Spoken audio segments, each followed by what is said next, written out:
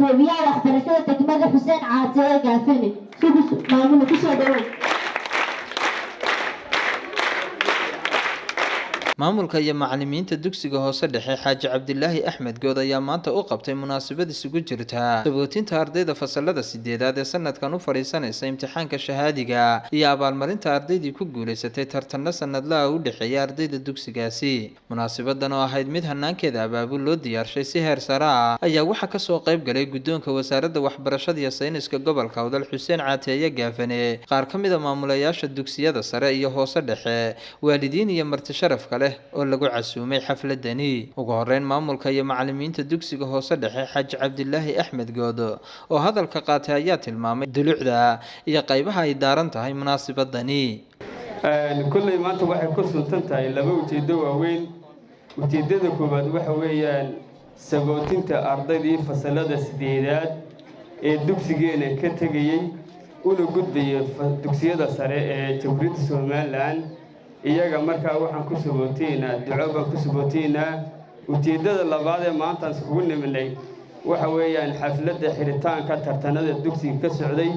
tartanada dugsiga oo ahaa mid sanadla ah oo sanad walba aan qabanno.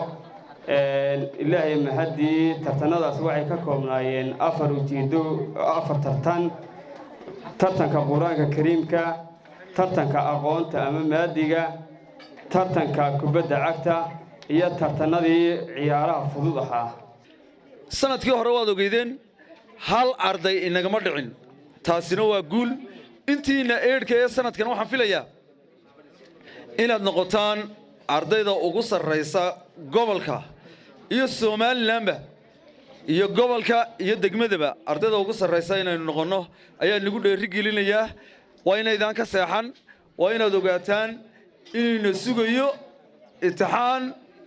sidoo kale maamulayaasha dugsiyada iyo waalidiintii ka soo qayb galay xafladani ayaa hambalyo la wadaagay ardaydii ku guuleysay tartanadii kala duwanaa ee loo qabtay dugsigaasi, sidoo kalena u duceeyay ardayda sanadkan u fariisanaysa imtixaanka shahaadiga ah.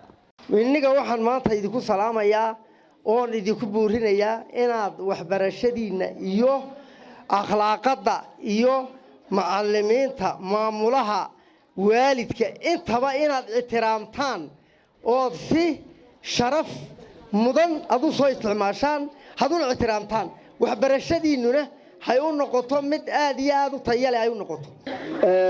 ana beesheegay waxaan qirayaa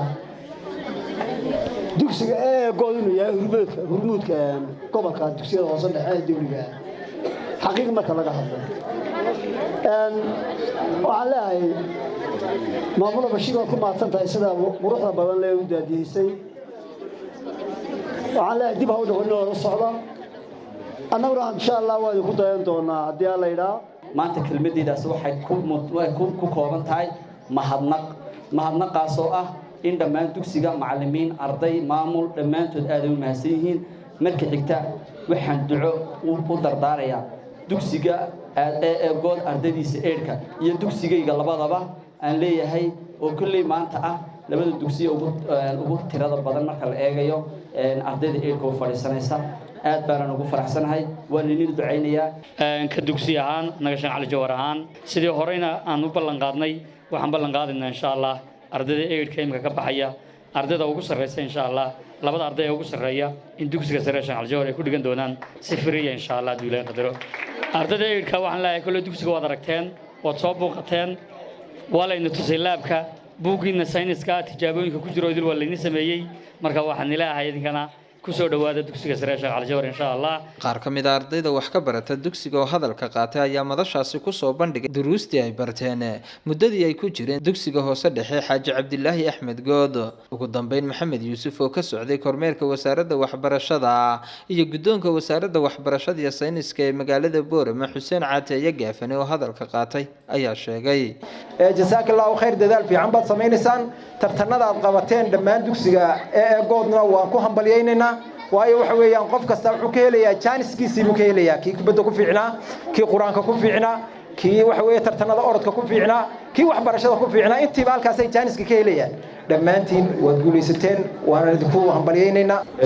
ardayda sideedaadka ayaan haddaba doonayaa fariinteedu ugu weyn inaan saaka halkani kala hadlo ورين ما كبر يسوون جديد عينينا إن شاء الله إلى هذه الكيسة كبر يستان امتحانات خصوصا لما تينا باس كريسان أيام ندير الجنة ولبا إلى النقطان عرضية سنة كني تبتك الصومالي لأن عرضية وفي عن سيادة سين أنا مقعوين بسوه إنسان لماذا بقول أنا مقعوين بسوه إنسان قبل كأوضلنا مقعوين بسوه إنسان صوتها وتبتك في ذكر الحياة كل يوم ما فصل كينا على بعض عرضية وضفرية وحلا ترتمي دوتان جودهان عرضية جمهورية الصومالية مركا halka aad dhigtaan dugsigiina iyo dadaalkiina ay ku xirantahay marka idinku waxaan idin rajaynaynaa insha Allah inaad dadaashaan anagoo ku kalsooni way ku qabnaa macallimiinta dugsiga idin jooga waxaan leenahay dadaala dugsigiina guul soo hooya degmada Boorama guul soo hooya insha Allah idinkoo ardayda Soomaaliland ugu sareeyana waxaan rajaynaynaa in mar kale halkan ku dabaaldegi doono maamul Bashiir